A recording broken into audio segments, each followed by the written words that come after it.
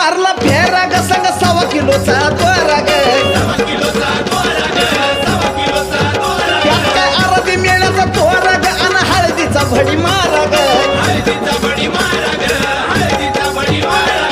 वाटतंय पळत जावं पुढं पण पाय बी झालं जड ग वाटतंय पळत जावं पुढं पण पाय बी झालं जड ग